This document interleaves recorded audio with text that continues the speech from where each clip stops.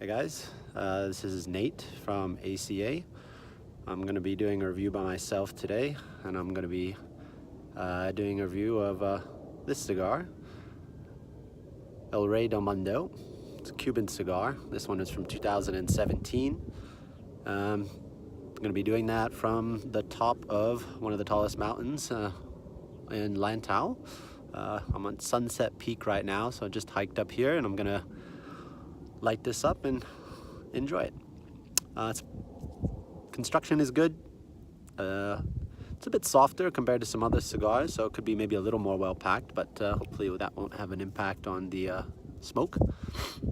It's got a very light wrapper. These cigars are supposed to be more light to medium for this particular brand. This is the Croix Supreme, or Croix maybe. Sorry, I actually kind of forgot the Vidal itself. I'll put that at the title though, so that's clear.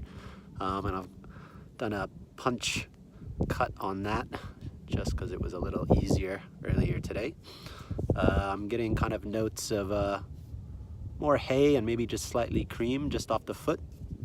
So we'll see how this goes. You can see the islands behind me out here in the distance. So this is going to be a great spot. I'll let you guys know what I think once I get into this. Hey guys, so I am back at the end of the first third, maybe probably just a little bit past that. I just ashed, but otherwise it was holding up really well. Construction there. The burn has been pretty good considering I'm on a mountain and there's a little bit of wind up here. One of the reasons I prefer to smoke indoors, actually, because you don't have that environmental component there, and the atmosphere can be a bit better, but can't really complain about having a nice cigar up on the top of a mountain here, although I am covered in bugs. So yeah, I think when I first lit up on this one, it was getting a bit of cream there, a bit of there was a little bit of a spiciness, probably that should be more because it's a younger cigar. It is from 2017. That disappeared pretty quickly, and it's now settled into more of a pretty much a pleasant toasted tobacco kind of flavor.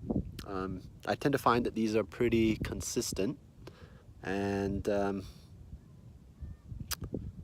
yeah, so let you know how it goes when I get to the second and final thirds there.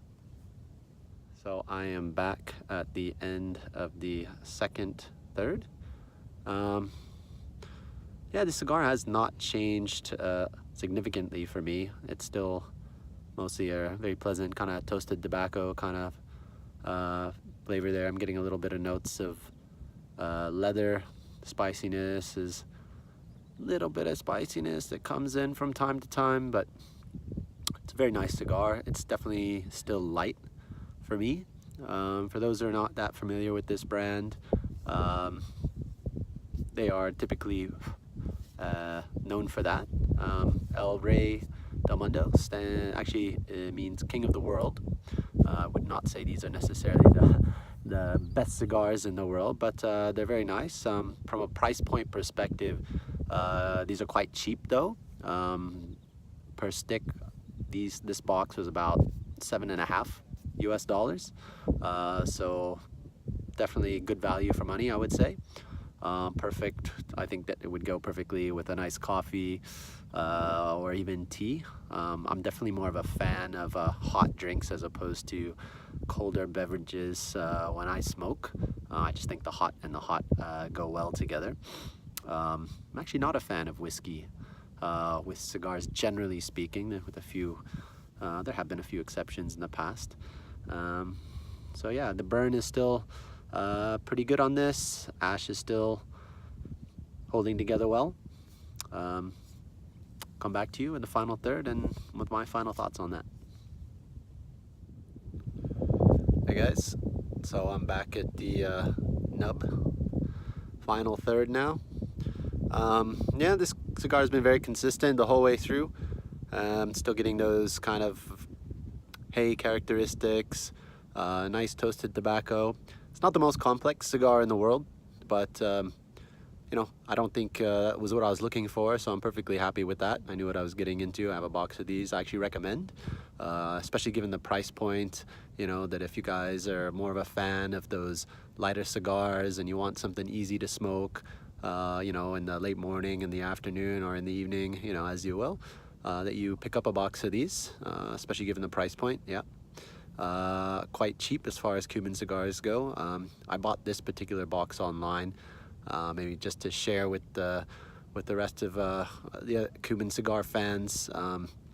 Typically, if you buy them online, I think from a Swiss shop, you know, maybe a brick and mortar. I'm not going to name any names here at this point, but you know, there are a number of legit retailers that you can go to. It's probably the best, the cheapest place to buy them. Compared in Hong Kong, for example, they're probably about 30% of the price that you would pay here. So they're in Hong Kong, they're about 3 times as expensive. So definitely would recommend that. I would give this cigar probably an 85. Okay. So yeah, final thoughts. Pick up a box. See you later.